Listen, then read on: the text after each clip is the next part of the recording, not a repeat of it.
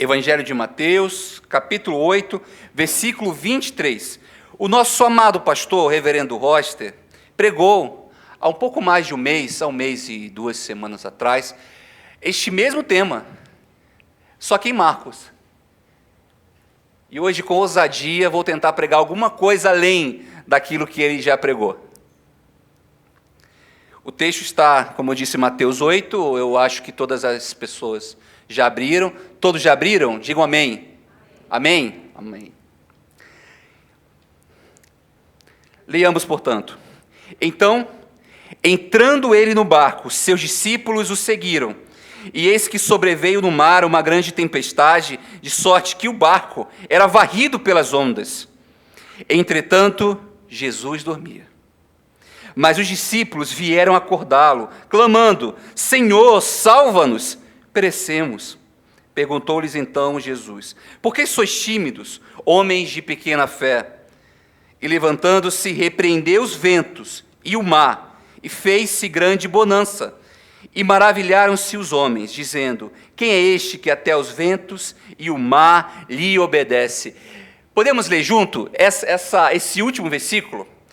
Aliás, essa última afirmação dos discípulos: Quem é este que até os ventos e o mar lhe obedecem? Oremos. Pai Santo, nós louvamos o Teu santo nome, Pai, porque o Senhor, antes mesmo de estarmos aqui, Pai, já estava.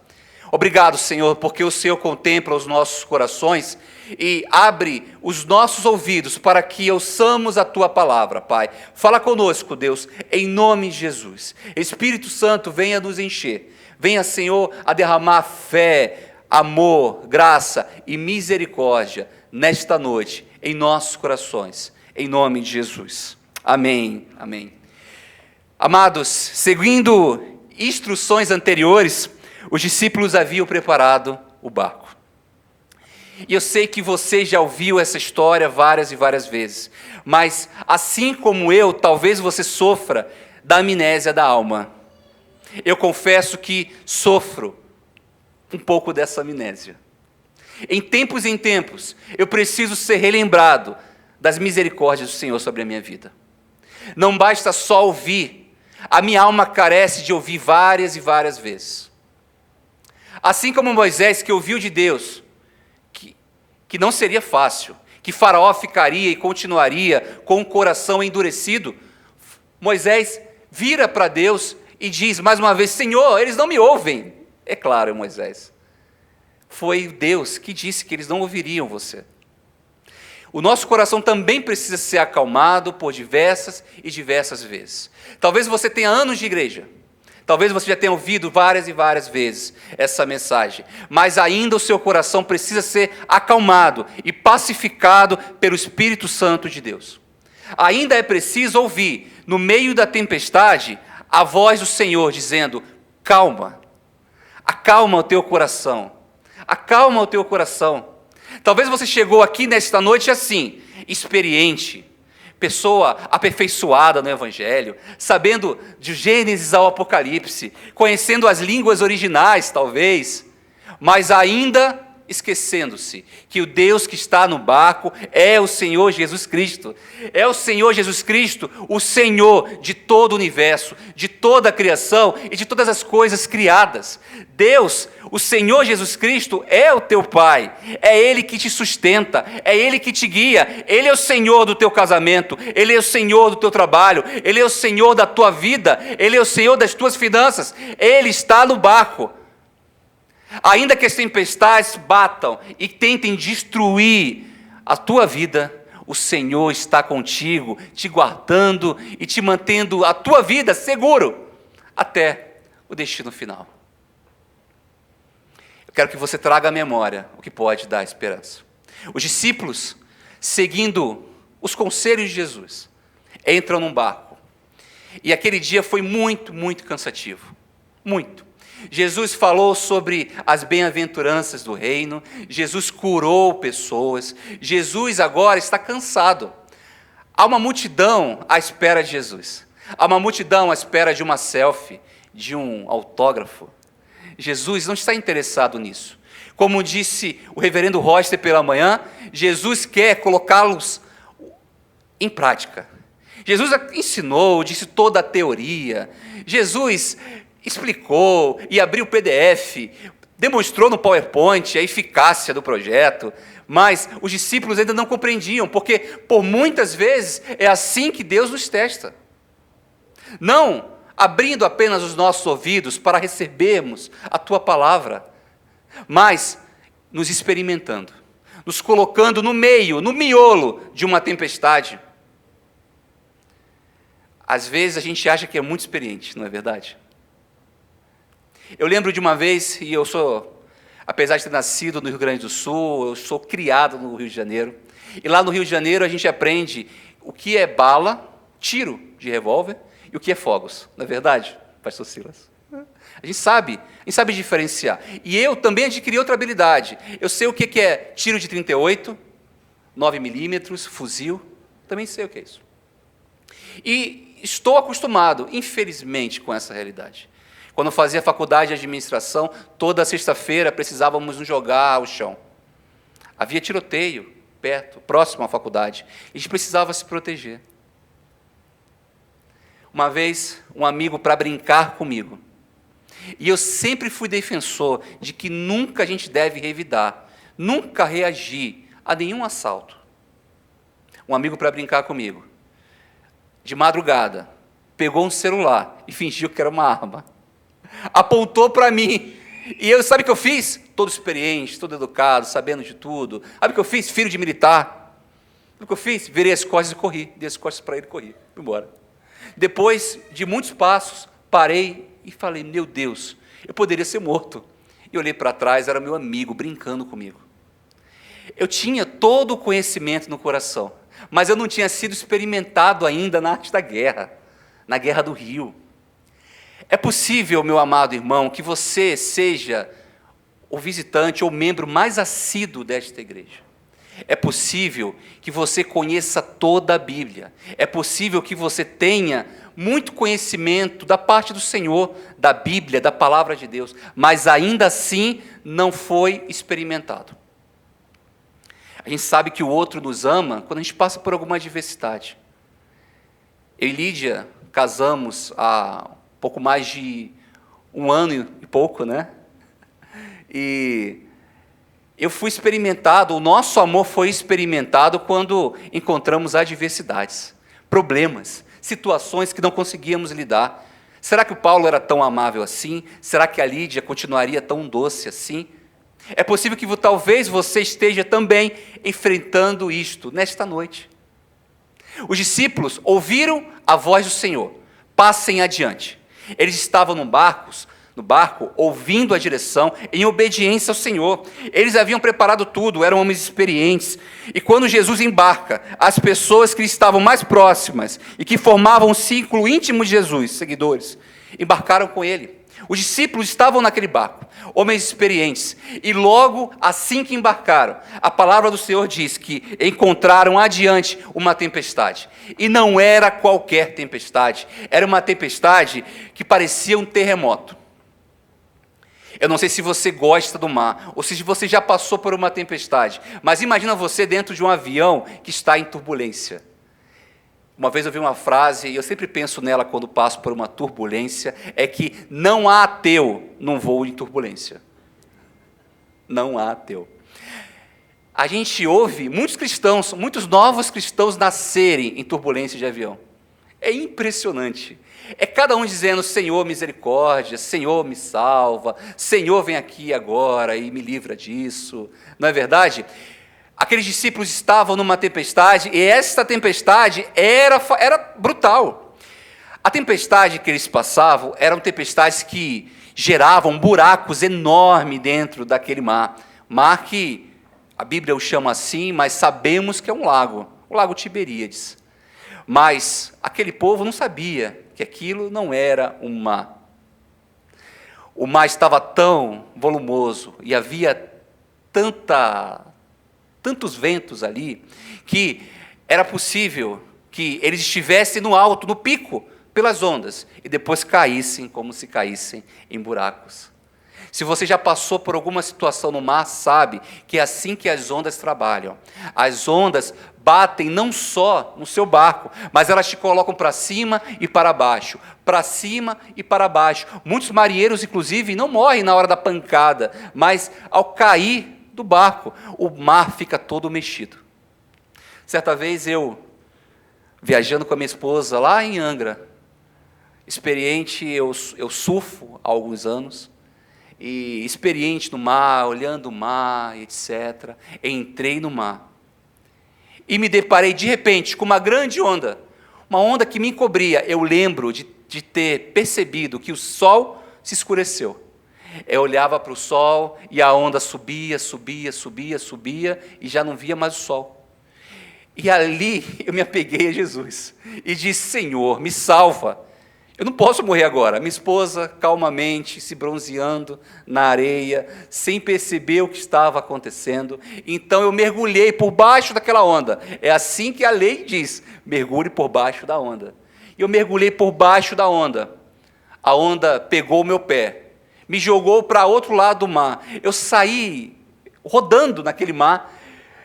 E quando eu levantei, depois de alguns segundos, atônito, olhando para o mar estava todo mexido. Você já passou por isso? Eu estava com a cabeça zonza, eu saí tonteando. E assim que eu cheguei lá na areia, eu disse à minha esposa: amor, eu acho que eu ia morrer agora. Graças a Deus o Senhor me livrou. É terrível estar no mar, diante dessa situação. Aqueles homens estavam experimentando o pior de suas vidas, homens experientes que já tinham passado por aquilo, mas temiam a morte que poderia chegar às suas portas. Então, aqueles homens, olhando para Jesus, o Jesus que dormia, e observem o contraste, o mar revoltoso, os discípulos desesperados, sem poder o que fazer, ineficientes, inúteis, diante daquela adversidade, olhando para Jesus que apenas dormia. Observem o contraste, Cristo dormindo tranquilo, em meio a toda esta confusão, não sendo afetado pela grande agitação que levaram os homens mais fortes a tremer de medo. Cristo dormia. Esta era a mensagem de Jesus: eu sou o Senhor do universo, e vocês precisarão conhecer quem está no barco. Os discípulos ainda não conheciam essa face de Jesus. Diante das adversidades, temos a tendência de esconder, esquecer quem Cristo é, a quem servimos, de quem somos filhos. Os discípulos esqueceram que Jesus era o Senhor do universo, aquele que controlava todas as coisas. E os discípulos olham para ele e dizem: Senhor, salva-nos. Charles Spurgeon disse que esta foi a menor oração da Bíblia: Senhor, salva-nos. Senhor, salva-nos. Você já orou assim, em desespero? Senhor, salva-me. Senhor, salva-nos. Aqueles homens acordaram Jesus e possuíam tanto medo da morte que colocaram na conta de Jesus aquela situação. Ora, se Deus fosse bom, eles não estariam passando por aquilo. Se Jesus fosse realmente quem ele dissesse quem era, nós não passaríamos por isso. Diante das adversidades, temos uma tendência a culpar o Senhor, a culpar o nosso Deus, porque esquecemos justamente quem Ele é. Todos nós enfrentamos várias tempestades ao longo da nossa existência. E o texto nos mostra algumas lições a serem aprendidas quanto às tempestades da vida. E a primeira é que fé e obediência fazem parte do mesmo pacote. Aquele que obedece a Deus, confia nele. E aquele que confia em Deus, obedece-lhe. No versículo 18 de Mateus 8, encontramos os discípulos obedecendo Jesus. Eles não estavam lá pelo acaso. Jesus os tinha mandado para aquele ponto. Era da vontade do Senhor que ele o experimentasse. Nem sempre a obediência a Deus nos levará a tranquilos lugares, mas não temamos. Estar no centro da sua vontade é melhor do que estar em lugares aparentemente confortáveis. Diante da tempestade da vida, quando a fé falhar ou for pequena demais, obedecer às ordens do grande capitão nos manterá seguro por toda a viagem. Muitas vezes a nossa fé é pequena, muitas vezes não há fé, mas a obediência nos manterá seguros. Quantas vezes fizemos aquilo que deveria ser feito, mas sem fé, somente por obediência? Eu lembro daquela música que o Thales Roberto canta, mesmo sem entender, eu confio em ti, mesmo sem entender. Quantas vezes sem entendimento, sem saber o porquê estamos passando por isso, mesmo sem saber, a gente precisa confiar e obedecer à voz do grande capitão. Jesus quer nos guiar a lugares tranquilos. Jesus quer nos livrar e nos salvar das tempestades, amados irmãos. Deus é Deus bom. E essa é a segunda aplicação. Deus é bom em todo tempo. Em todo tempo, Deus é bom. Numa frase que a gente costuma repetir sempre. Mas é preciso que a gente seja experimentado por isso. Deus sempre é bom. Sempre é bom. Em Romanos capítulo 8, encontramos as palavras divinamente inspiradas do apóstolo Paulo, dizendo: todas as coisas cooperam para o bem daqueles que amam a Deus. Deus é bom, amados irmãos. Para ilustrar melhor esse exemplo, preciso lhes contar uma história. Havia um rei muito severo, em uma terra muito, muito distante. Este rei era acostumado a guerrear, a lutar contra vários e vários outros impérios. Este rei, diante de uma guerra, uma possível guerra, para estabelecer união e companheirismo dos seus guerreiros, pega todo o seu exército e sai a uma caçada de javalis. Era esse modo que o rei manteria o seu exército unido, através de uma caçada a javalis. Na caçada a javalis, o seu grande servo, um dos seus principais servos, é mordido por um desses javalis e tem o seu dedo decepado. O rei encerra a caçada, volta, faz o seu último discurso antes da guerra e vai à guerra. Todo o seu exército agora está empenhado para lutar e enfrentar o exército inimigo. O rei, depois de muito batalhar, depois de muito guerrear, vence a guerra. Mas um dos seus soldados é preso. Quem é? O seu servo, o seu amado servo, que teve o dedo decepado pelo javali. O rei, ao tentar questionar e ao tentar reaver este servo, pergunta e manda uma carta ao outro rei inimigo. O outro rei inimigo diz: olha, o que nós sabemos desse prisioneiro é que ele só diz que Deus é bom. Que Deus é bom. Que Deus é bom. Quando o rei lê a carta de resposta, fica atordoado, atormentado. O meu servo ficou maluco, como Deus é bom. Depois de muitos e muitos anos, talvez o rei, cansado de ouvir tanto que Deus era bom, solta e liberta o grande servo do outro rei. E ele volta até o palácio do seu amado amigo rei, e lá encontra o rei. E o rei, com saudade, abraça e diz: meu filho, o que aconteceu? E ele só responde: Deus é bom. E o rei, indignado, diz: como Deus pode ser bom? Você foi preso, por muitos e muitos anos você ficou preso. Eu só recebi a notícia que você dizia e repetia por várias e várias vezes, que Deus é bom. Como isso? Como Deus pode ser bom? Então, o humilde servo explica: ah, rei amado, meu amigo, veja bem, quando o javali comeu o meu dedo, eu louvei ao Senhor, Deus é bom. Quando eu fui à guerra, eu louvei ao Senhor, Deus é bom. Quando eu fui aprisionado, eu louvei ao Senhor, Deus é bom. Quando o rei e todo o exército inimigo me confrontava, eu dizia e repetia: Deus é bom. E você não sabe, rei amado, aquele homem, aquele rei sanguinário, ele tem por costume matar seus inimigos. Só que há uma condição para que isso não aconteça. O corpo precisa estar íntegro. Não há possibilidade de matar o inimigo em sacrifício ao seu outro Deus. Não há possibilidade de matar o outro se o outro tiver com o dedo decepado.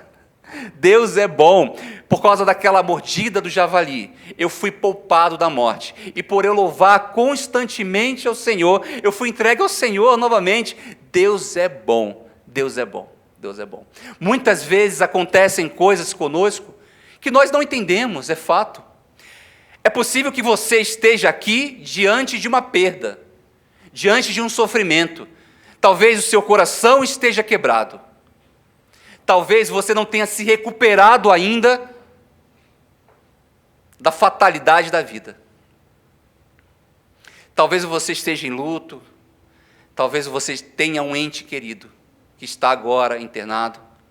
Talvez você esteja passando por uma separação ou por um divórcio. Talvez você esteja passando um mau momento financeiro.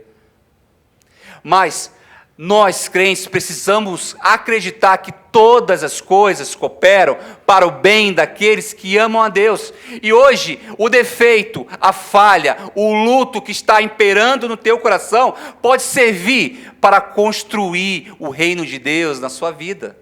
Amados irmãos, toda a terra será cheia da glória do Senhor. Jesus Cristo olhará para a sua noiva imperfeita, maculada, sim. Uma noiva triste, uma noiva vilipendiada. Tudo isso cooperou para que Jesus Cristo a encontrasse no final e derramasse sobre ela o óleo da alegria e colocasse no dedo dela o anel da sua aliança. No final, Jesus Cristo dirá: tu és minha e eu sou teu. Todas as coisas que passamos estão cooperando para o bem, para o nosso bem, para que isto produza frutos de honra, de glória e de louvor ao Senhor. Em 2019 eu fui marcado pelo Senhor. Eu perdi o meu melhor amigo, meu pai. Meu pai morreu com um câncer fatal, um câncer no cérebro, um glioblastoma. Eu não sabia que quando meu pai morresse, eu morreria junto. E morri de fato. Por muito tempo, eu fiquei afundado na depressão. Mas eu não fazia ideia e não sabia naquele momento que Deus estava construindo um novo Paulo. Todas as palavras que o Senhor me deu foram transformadas em pregações. E o desejo para pregar e para proclamar o Evangelho foi ascendendo e enchendo o meu coração e tomando o meu coração cada vez mais. Sabe, talvez você não acredite, mas o meu pai disse que viu Jesus no quarto de hospital. Meu pai não era cristão. E meu pai tinha aversão ao Evangelho do Senhor. Mas meu pai clamou o nome do Senhor naquele quarto. E ele de repente viu Jesus aparecendo diante dele. Amados irmãos, eu confesso que eu sou presbiteriano. Segundo, eu nunca vi Jesus na minha frente. Não sei você, mas eu nunca vi Jesus na minha frente. Mas o meu pai disse que viu. E aquele encontro com Jesus transformou o coração do meu pai. Ele saiu dali transformado, mudado, convicto de que o Senhor Jesus é real e que Ele é o Senhor de toda a criação. Meu pai mudou. Meu pai não dizia eu te amo a minha mãe e disse Marta, eu te amo. Era difícil meu pai chorar e se emocionar diante dos filhos e meu pai começou a se emocionar. Meu pai odiava o Evangelho do Senhor e passou a pregar esse Evangelho. A minha casa, o sítio onde eles moravam, virou base missionária da Jocum por 2 anos. Meu pai se tornou não só o meu pai, mas pai de muitos missionários. Eu não sei se era verdade, se ele realmente viu Jesus, mas eu posso atestar a você que só vive assim, da forma como ele viveu, quem viu Jesus. Meu pai viu Jesus diante do câncer. O câncer que ele passava, que ele vivia, foi a ponte para que ele visse Jesus. O Senhor é bom, Deus é bom, Deus é bom. Todas as coisas cooperam para o bem daqueles que amam a Deus. Em 2019, eu ainda em luto, triste, fui relembrado pelo Senhor. Isso. Paulo, meu querido Paulo. E foi assim que Deus falou comigo. Meu querido Paulo, foi você que pregou ao teu pai naquele quarto? Não, Jesus. Foi o pastor que pregou ao teu pai naquele quarto? Não, Jesus. Fui eu, Paulo. Eu preguei ao teu pai. Eu não te devo mais nada. Você agora precisa proclamar e pregar o Evangelho a pessoas que não têm acesso ao Evangelho. Eu, assim como fiz com teu pai, eu quero abraçá-lo, para que você possa abraçar outros. Essa foi a resposta de Deus. Todas as coisas cooperam para o bem daqueles que amam a Deus. O Paulo, é verdade, o Paulo de lá de trás não é mais o mesmo. O Paulo mudou. Hoje eu acredito em coisas quase que inacreditáveis. Tem que ter muita fé ou loucura para acreditar nessas coisas. Mas eu creio sim que Jesus continua andando em hospitais, curando e livrando pessoas da morte. Eu creio sim que Jesus ainda continua entrando em presídios, livrando e libertando criminosos dos seus pecados. Eu ainda creio sim, meus amados irmãos, que Jesus consegue entrar na Cracolândia e falar e libertar aqueles homens dos vícios das drogas. Eu ainda creio sim, irmão, que Jesus pode neste momento curar o teu parente enfermo ou tocar no coração daquele ente querido que está com o coração endurecido diante do Evangelho. Eu creio sim no poder do Evangelho, que pode libertar e pode livrar pessoas do cativeiro do pecado. Eu ainda creio sim, todas as coisas cooperam para o bem daqueles que amam a Deus. Deixa com que essa situação que você está passando reflita quem Jesus Cristo é. Quem é este que até o vento e o mar lhe obedecem? Quem é este que quebranta os corações mais duros que há neste mundo? Quem é este que pode entrar nos hospitais? Quem é este que pode encher toda a terra da tua glória? Quem é este que está aqui nesta noite, falando aos nossos corações, tocando nas suas feridas, e enquanto você louva, está curando o teu coração? Quem é este que com a sua voz acalma os ventos e as tempestades? Quem é este?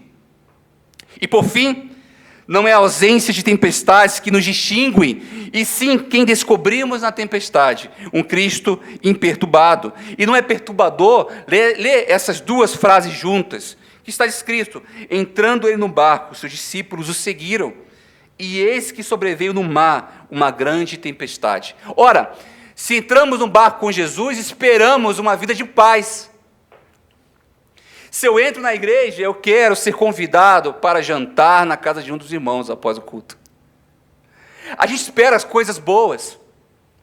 Não seria melhor se Jesus entrasse no barco e proporcionasse uma noite tranquila de cruzeiro até o final?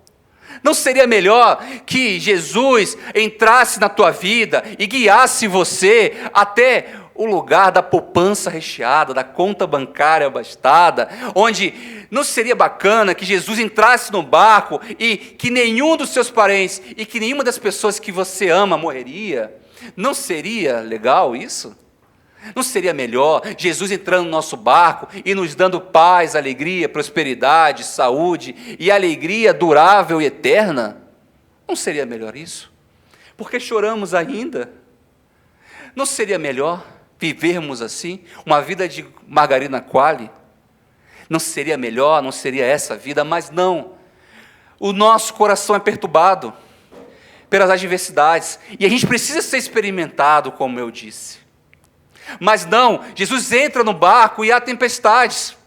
Mas observem bem o que o texto está dizendo. Ele diz que, no versículo 24, diz que eis que sobreveio no mar uma grande tempestade.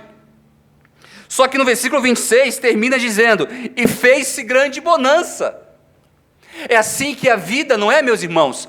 De repente você está diante de uma grande tempestade, mas Jesus Cristo acalma teu coração, Jesus Cristo o põe para perto de si, Jesus Cristo te acalma, cura o teu coração, e de repente acontece o quê?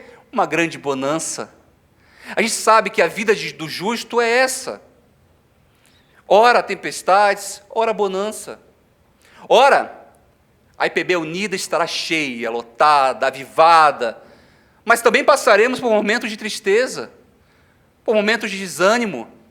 Assim é a vida, cheia de altos e baixos. O que nós não podemos permitir é com que o medo se instale em nossos corações. O medo é o grande inimigo da fé. E o medo pode torná-los em monstros. Diante do medo, as pessoas mais doces podem se tornar os mais monstros do mundo. Martin Niemöller, um pastor da Alemanha, que se levantou contra Adolf Hitler. E Niemöller ouve que o jovem Hitler, o pequeno jovem ainda, tão moço, Adolf Hitler, iria discursar próximo da sua casa. Então Niemöller vai ao encontro desse homem, com muitos pés atrás, é verdade, e ouve Hitler discursar. Acabou a reunião, Niemöller volta para sua casa e encontra a sua esposa. A sua esposa o questiona: e aí, o que achou desse jovem? Ele é isso tudo mesmo que estão dizendo? É ele que vai nos libertar dos domínios americanos? Assim sua esposa indagou o pastor Niemöller. Então Niemöller diz o seguinte: Hitler é um homem terrivelmente apavorado. Terrivelmente apavorado. O medo libera o tirano que há dentro de nós. E esse é o elemento deste século, destes anos. Meus amados irmãos, o medo tem sido instrumentalizado para que a gente seja controlado e cativo às ideologias. A verdade do Evangelho tem concorrido contra as fake news. A todo momento precisamos verificar as notícias. Será que de fato são verdadeiras? Será que de fato são falsas? O medo a todo tempo está batendo em nossa porta. Eu lembro que quando foi anunciada a Covid, quase ninguém deu muita importância. Eu sou um. Eu quase não dei uma importância para a Covid. Será que é isso? Ah, vai chegar. Tá bom, está chegando, né? Legal. Mas em março acontece a primeira morte. Aconteceu com aquela moça, mas não vai acontecer comigo, não. E a Covid vai se alastrando, e matando mais e mais pessoas. E você acaba permitindo com que o seu coração fique tomado pelo medo. Muitas pessoas ficaram apavoradas pela Covid. As pessoas se trancaram, obviamente, era necessário se proteger da Covid, mas as pessoas ficavam apavoradas. Algumas outras ficaram calmas, tranquilas. Diante da Covid, levaram uma vida responsável. Mas outras ficaram apavoradas. Eram tantas notícias. Ora matava assim, ora matava assado, o primeiro era assim, depois era assado, depois entrava pela porta, depois vinha pelo ar, depois vinha pelo nariz, depois vinha pelo sangue. Nós não sabíamos mais o que pensar sobre isso. Nós fomos vítimas da instrumentalização do medo. E assim estamos sendo, ainda hoje, vítimas dessa instrumentalização. A todo momento, quando ligamos o jornal, o mundo parece estar acabando, mas nunca acaba. E eu que gosto de comer, amados irmãos, como se não houvesse amanhã, e no outro dia o amanhã ainda está lá. E você, amado hipocondríaco, toma remédio como se não houvesse amanhã, mas o amanhã ainda está lá. E você, pai amoroso, protetor, guarda os teus filhos e diz coisas como se não houvesse amanhã, mas o amanhã ainda está lá. Nós somos tomados pelo medo e apavorados pelo medo. Homens bons se tornam pessoas ruins quando são tomados pelo medo. Os discípulos estavam tão tomados pelo medo, que não reconheciam quem Jesus era naquele barco. Não à toa que Jesus travou uma tremenda guerra contra o medo, e o seu comando mais comum foi: não temais. Cristo não teme as tempestades, ao contrário, ele faz delas a hora da soneca, silencia um tufão com apenas uma palavra. Por fim, amados irmãos, o Senhor está pronto e disposto a acabar com todo e qualquer temor, e dar cuidadosa atenção a todas as suas preces. Aprendamos, então, com os discípulos. Os discípulos, diante da tempestade, acordam o mestre e diz: Senhor, salva-nos. Meus amados irmãos, se você está passando por uma tempestade, não tenha vergonha, não tenha medo de falar com Jesus. A gente fala com todo mundo, menos com Jesus. E eu quero dizer outra coisa para você: fale com Jesus e procure seus líderes também. Aqui, amado, você tem pastores, você tem pessoas que se importam com você. Você pode ligar para os seus pastores, pode ligar para presbíteros, pode ligar para o seu irmão. Eu estava passando por um problema que eu achava que era grande, sabe? No final desse ano. E aí eu mandei mensagem para o meu pastor: pastor, tem um BO aqui para você. BO dos grandes e tal. 2 horas depois o problema estava resolvido. Aí eu falei: pastor, o problema já foi resolvido, não se importe, não se preocupe mais, está tudo em paz. Às vezes a gente vai falar e vai pedir ajuda e o problema já foi resolvido. Não é impressionante isso? Fale com seus pastores, fale com seus líderes, converse com alguém, se aconselhe com alguém que possa te aconselhar biblicamente. Os discípulos, diante da tempestade e com pouca fé, fizeram aquilo que deveria ser feito: falaram com o mestre, e o mestre acalmou as tempestades. Lá na Autorizada, por muito e muito tempo, eu tive um problema com o iPhone. Eu quero encerrar com essa história boba. Por muito e muito tempo eu tive um problema com o iPhone. E toda vez que eu levava o meu iPhone para a loja, demoravam horas e levavam-se dias para o meu iPhone ficar pronto. E depois ele quebrava novamente. Depois eu levava meu iPhone para aquela loja e gastava mais um dinheiro, e o iPhone quebrava novamente. E aí levava-se dias e dias e dias, e o rapaz me ligava e dizia: Paulo, o seu iPhone está pronto, venha buscar. E eu voltava à loja, pegava, e o iPhone acontecia o quê? Quebrava novamente. E levava dias, pastor. Até que eu fui numa Autorizada. Eu levei meu iPhone numa Autorizada. E a minha impressão era que a recepcionista entrou, pegou meu iPhone, entrou dentro da loja, saiu e disse: está aqui, está pronto, está cuidado. E daí eu falei: calma aí, minha senhora, você trabalha com alguma coisa aí, algumas artes das trevas? O que é isso aí que você está fazendo? O que você está fazendo aí? Me fala. E ela disse uma coisa que eu nunca vou esquecer. Ela disse o seguinte: aqui, Senhor, aqui é Autorizada. Essa é a Autorizada. Para de levar os seus problemas para quem não é autorizado. Para de levar os seus problemas e confessar os seus pecados para quem não tem competência para resolvê-los. É o Senhor Jesus que está no barco, é o Deus da sua vida, é o Senhor da aliança, é o Deus que te formou, é o Deus que te viu no ventre da sua mãe, é o Deus que está cuidando de você desde quando criança até agora. O Senhor conhece você, Ele sabe como você é, Ele sabe o que você sente diante da tempestade, Ele sabe como você fica com medo, Ele conhece o seu sono, sabe se você ronca ou não. O Senhor conhece cada detalhe do seu corpo. O Senhor sabe quem você é e Ele sabe o que você se tornará. Deus está aqui com você agora, meu amado irmão, mas nós cremos, como povo de Deus, que o Senhor está também conosco, na grande Jerusalém celestial. Jesus está conosco, reinando conosco, porque Deus está aqui com você agora. Ao mesmo tempo está com você lá atrás, e ao mesmo tempo está com você lá na frente. Ele sabe quem você é, não confunde o teu nome e chama todas as estrelas pelo seu nome. Esse é Jesus. Leve a sua vida, leve os seus problemas para quem está autorizado a resolvê-los. Se você está diante do Senhor neste momento, está passando por uma grande tempestade, eu quero convidá-lo nesta noite, abaixar a sua cabeça, fechar os seus olhos e falar com o seu Senhor.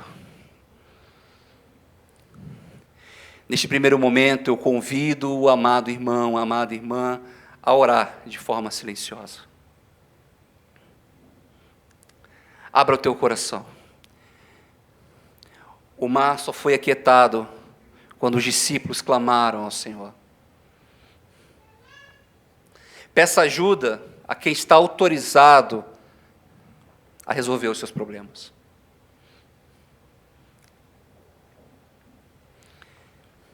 Talvez esse seja o momento de pedir perdão.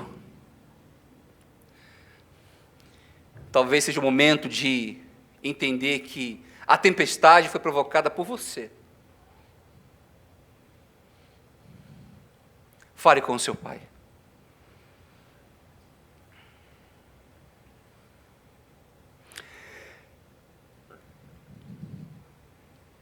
Pai Santo, nós entregamos nossos corações em Tuas mãos. O Senhor sabe muito bem o que fazer com eles.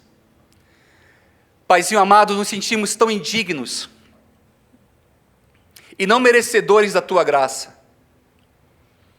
Temos pouca fé e por muitas vezes somos reprovados nos Seus testes, Pai.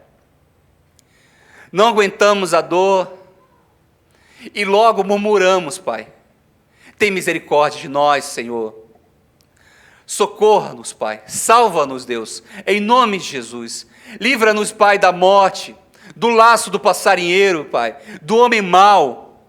Livra-nos, Senhor Deus, das nossas próprias atitudes, Pai.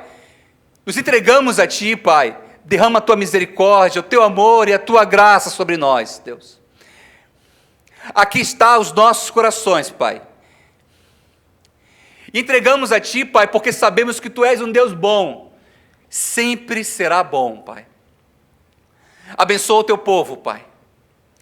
Derrama cura neste lugar, Senhor Deus. Fé, graça e misericórdia, Deus. Abençoa não só aqueles que estão aqui nos ouvindo presencialmente, mas todos aqueles que estão nos ouvindo através das redes sociais, Pai. Toca, Senhor Deus, onde eles estão, Pai. Vá, Senhor Deus, dos hospitais. Vá, Senhor Deus, dos presídios, Pai. Vá, Pai, nós clamamos a Ti por intervenção, Pai. Nós clamamos a Ti por um avivamento, Pai. Usa-nos, Deus, em nome de Jesus. Limpa-nos e usa-nos, Pai, em nome de Jesus, para a Tua honra, para a Tua glória e para o Teu louvor, Pai. Faz um milagre nesta noite, em nome de Jesus. Amém. Que a amada igreja continue sendo abençoada e avivada pelo Santo Espírito de Deus. Amém.